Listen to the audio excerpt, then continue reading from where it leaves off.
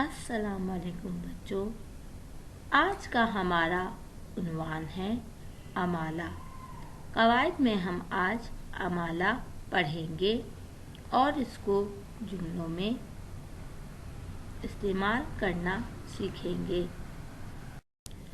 یہاں پر آپ کو بتایا جا رہا ہے کہ امالہ کسے کہتے ہیں۔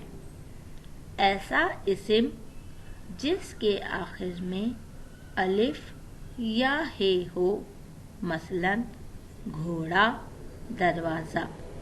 ان اسم کے آخر میں الف اور ہے آ رہا ہے۔ ان کے بعد حروف جار مثلاً میں، کو، کے، پر، سے، نے، کی لگایا جائے تو اسم کے آخر میں موجود الف اور ہے کو ہٹا کر بڑی یہ لگا دیتے ہیں۔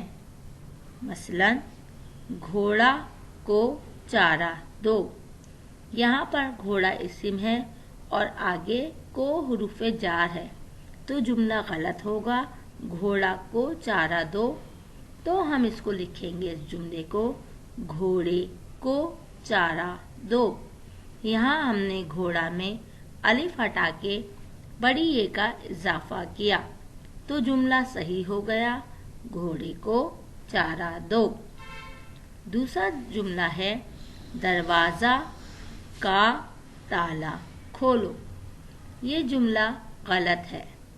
اس کو جب ہم صحیح کر کے لکھیں گے تو اس طرح لکھیں گے، دروازے کا تالا کھولو۔ جی بچوں، اب ہم اس کے چند جملے آگے دیکھتے ہیں تو یہ ہمیں اور بہتر طریقے سے سمجھ میں آئے گا۔ یہاں دیے گئے اسم کو امالہ کی تبدیلی کے ساتھ خالی جگہ میں لکھیے۔ جیسے نمبر 1، کل ڈیش کا دن ہے۔ یہاں اسم ہفتہ ہے۔ اگر ہم اس کو ایسے ہی لکھ دیں گے تو ہمارا جملہ بنے گا، کل ہفتہ کا دن ہے، جو کہ غلط ہے۔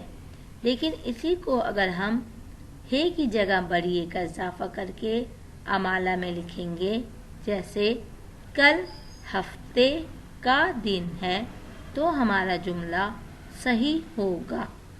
اسی طرح ہمارا دوسرا جملہ ہے، میرے ڈیش میں کتابیں ہیں، بستہ۔ یہاں پہ بھی ہم ہے کو ہٹا کے بڑی اے کا اضافہ کریں گے تو ہمارا جملہ بن جائے گا، میرے بستے میں کتابیں ہیں۔ لیکن ہم یہی جملہ ہے کے ساتھ لگاتے تو جملہ ہوتا، میرے بستہ میں کتابیں ہیں، جو کہ غلط ہوتا۔ اس لیے یہاں ہم نے ہے کو ہٹا کے بڑی اے کا اضافہ کیا۔ تیسرا جملہ ہے، یہ بہت ڈیش کی بات ہے۔ یہاں لفظ ہے فائدہ، تو ہمارا جملہ بنے گا، ہے کو ہٹا کے بڑی اے لگا کے، یہ بہت فائدے کی بات ہے۔ نمبر 4، میں نے ڈیش کو پانی دیا، پودا۔ اب یہاں پودے میں الف کو ہٹا کے بڑی اے کا اضافہ کریں گے تو ہمارا جملہ ہو جائے گا، میں نے پودے کو پانی دیا۔ پانچواں اور ہمارا آخری جملہ ہے، ڈیش کو چارہ دیا، بکرا۔ یہاں ہوگا، بکرے کو چارہ دیا۔ الف کو ہٹا کے ہم نے بڑی اے لگا دیا۔ جی بچوں، اب یقیناً آپ کی سمجھ میں آ گیا ہوگا ہم امالہ کس طرح استعمال کرتے ہیں۔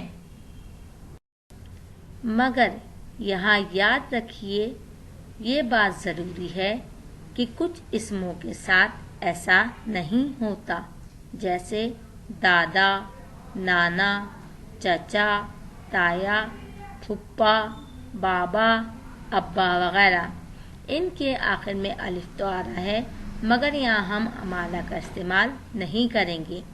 مثلاً یہاں ہم جملہ لکھ رہے ہیں، دادا نے چائے پی۔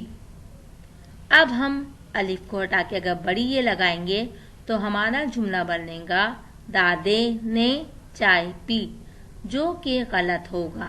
اس لیے کچھ اسموں کے ساتھ ہم امالہ استعمال نہیں کرتے۔ یقیناً آپ کو اب بہتر سمجھ آ گیا ہوگا۔